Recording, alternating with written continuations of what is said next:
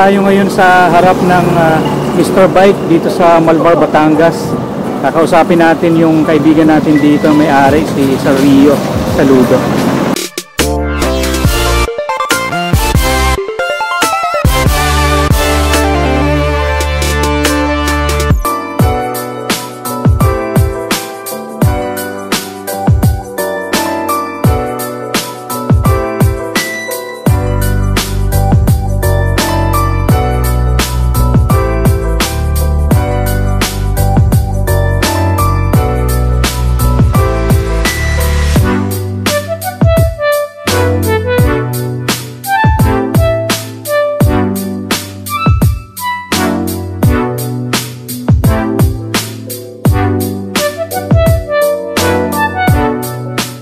Nandito tayo ngayon sa Mr. Bike sa Malvar, Batangas.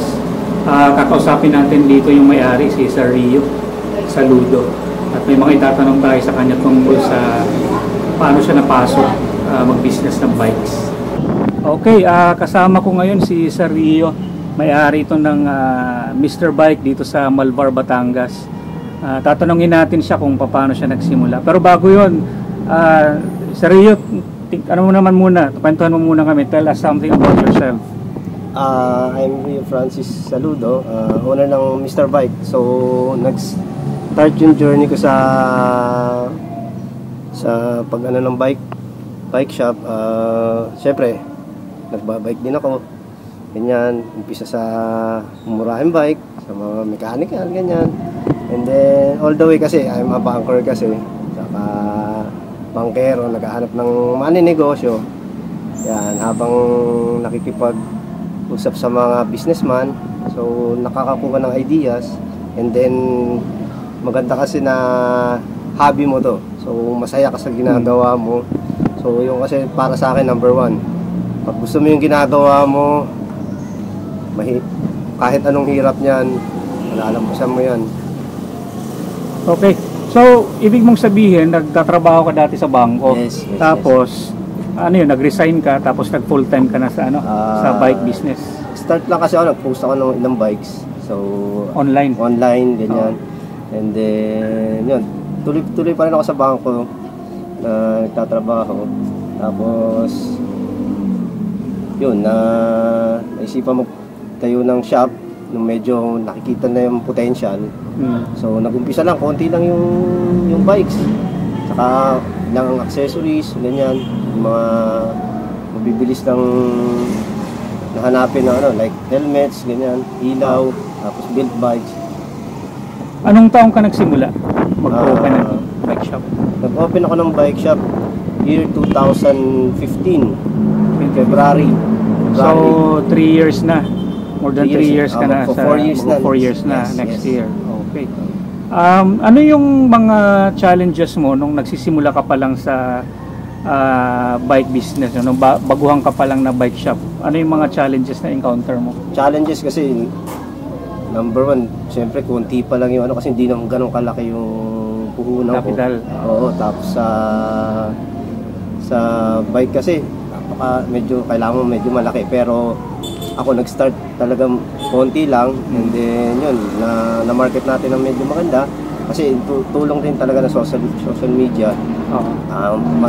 Maraming nakakaalam kahit malalayong lugar dito sa Batangas, Quezon, yan, nakakapunta sa shop. Kaya yun, tuloy-tuloy, and then nakuha ko yung mga dealership ng mga bike brands.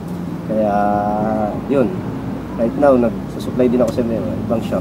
Okay. Ngayon po dito sa Malvar, ano yung mga brands na kinikerry mo sa sa bike shop mo? Number one, syempre, Trinks, Kisto, Phantom, Sunpeed, saka Atomy, and then Rhino bikes, Kickstar, and then yung mga pambata, mga kiddie bikes, ganyan. Okay. So far ba sa experience mo, anong mas mabenta talaga sa bike shop? Yung bisikleta, spare parts, or accessories, or service? Sa akin kasi more on yun siya, more on build bikes. Okay. Talaga yung malakas kasi nag-usig din ako. Sa parts kasi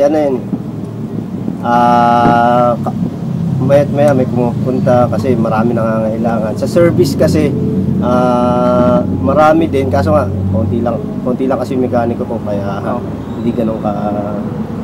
Kumbaga hindi siya yung bubuhay. Hindi siya yung bubuhay sa akin. Okay. Sa experience mo. Okay. Ano naman yung maipapayo mo sa mga nagbabalak na magtayo ng ganitong business din, bike shop?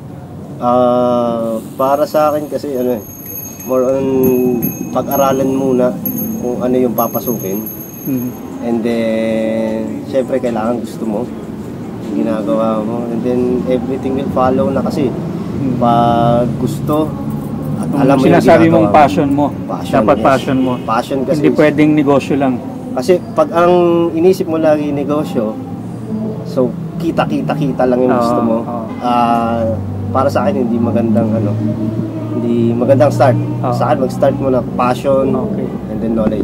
Kasi yun ang magsusustain sa'yo, di ba? Pag hilig mo, pag nahirapan ka, hindi ka bibitaw kasi passion mo yun. Pag yung wala nang naniniwala sa'yo, Yun. tapos yung passion mo na lang ang magdadala sa'yo. Ayun. Okay. Sige, so maraming salamat Sir Rio. Good luck to your bike shop. At saka sana dumami pa ang mga branches ng Mr. Bike. So guys, yung mga taga Batangas, support natin yung Mr. Bike dito sa Malvar, Batangas. Thank you.